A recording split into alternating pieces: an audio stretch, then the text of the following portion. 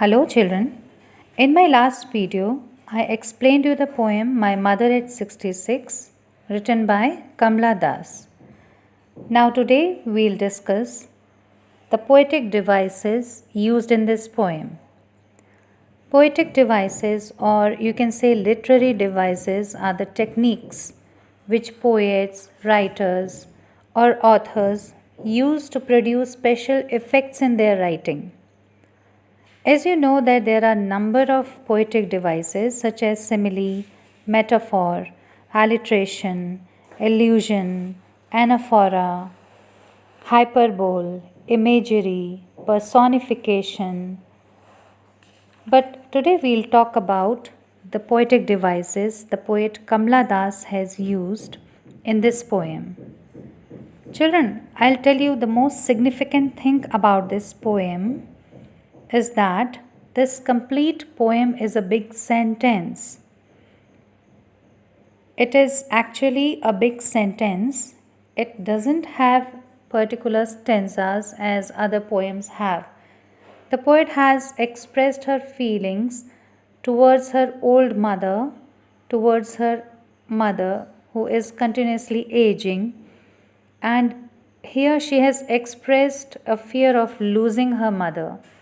And so it's a complete expression, it's a complete sentence which he has put down in the form of a poem. So let's see the poetic devices which he has used here.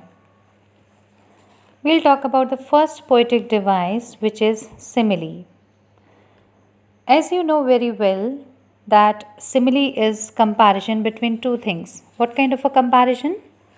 A comparison which is between two unlike things having one common quality in them. And we use it with the help of words like or as. In this poem, the poet has used it particularly at two places. I'll tell you the line of the poem where she has used it. Her face ashen like that of a corpse. In this line, the poet has used the word like to compare her old mother's face with that of a corpse, that is dead body. Now why she is doing it? She is comparing her mother's face because her face is pale and it looks just like that of a dead body, which expresses that she is continuously aging and her face is lifeless. This thing again expresses her fear of losing her mother. So she compares it with the help of a simile. Now the next example is, once again she compares her mother's face, and that is wan, pale as a late winter's moon. In this line, she is comparing her mother's lifeless and dull face with that of a late winter's moon. A late winter's moon doesn't look so bright, it looks dull and faded away. So, just in the same way, she is observing her mother's face to be dull and lifeless, and she has compared it with late winter's moon by using the word as. So she has made use of the first poetic device, which is simile. Now let's talk about the second poetic device, which is imagery.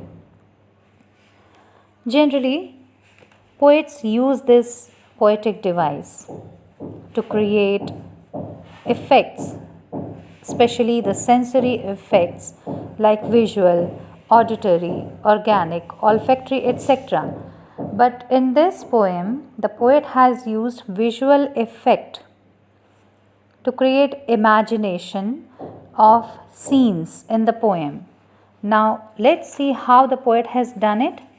She has used it in the words like trees sprinting and merry children spilling out of their homes. Now, by making the use of this poetic device, The poet is suggestive of both death and youth. When she talks about young trees and merry children, she talks about youth.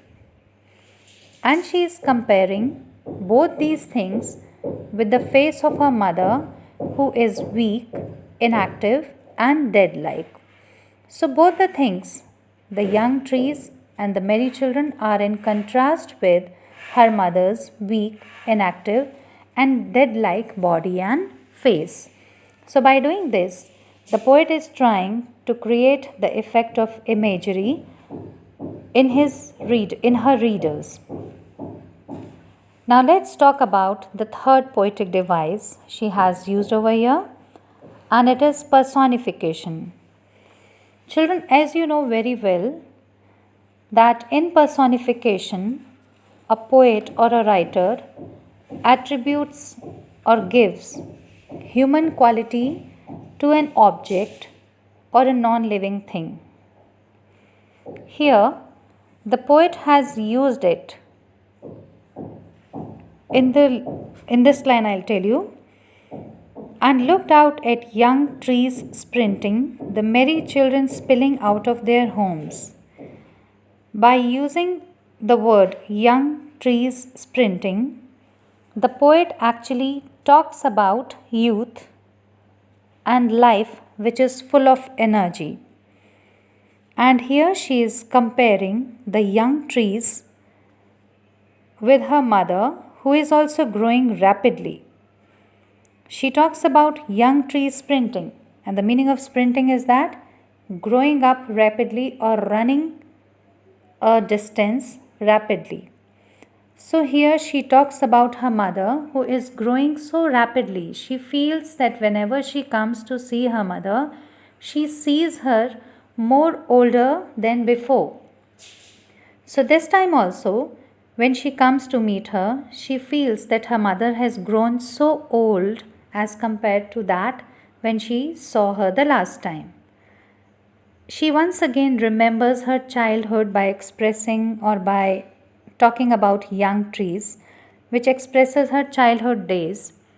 And since that time, she compares the age of her mother, which is today.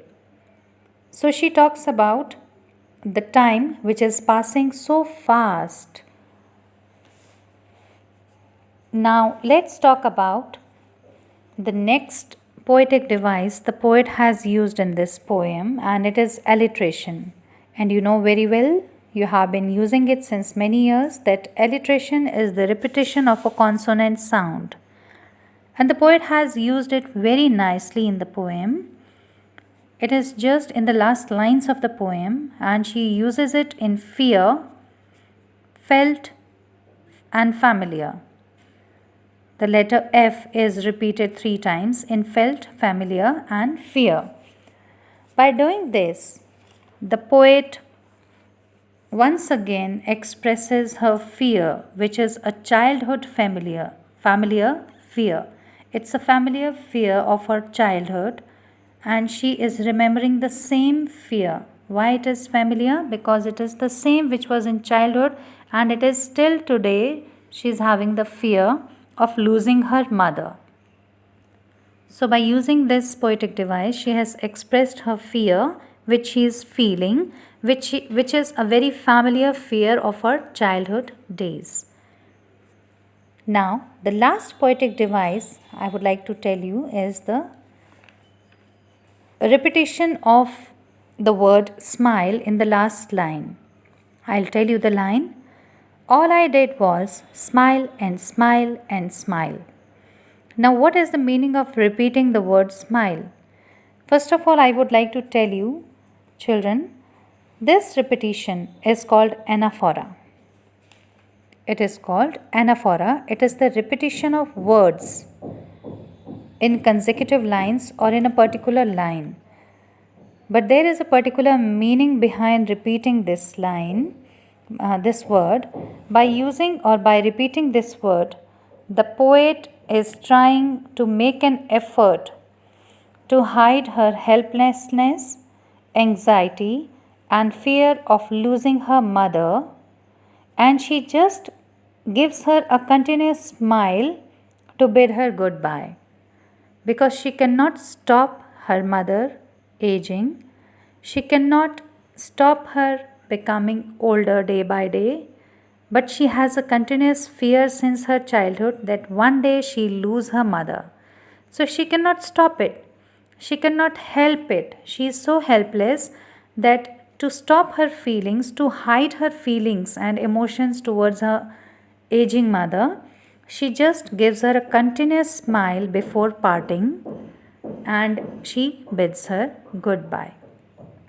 So, in this way, the poet Kamla Das has used 5 poetic devices or literary devices to make this poem more touching and expressive. That's all for today.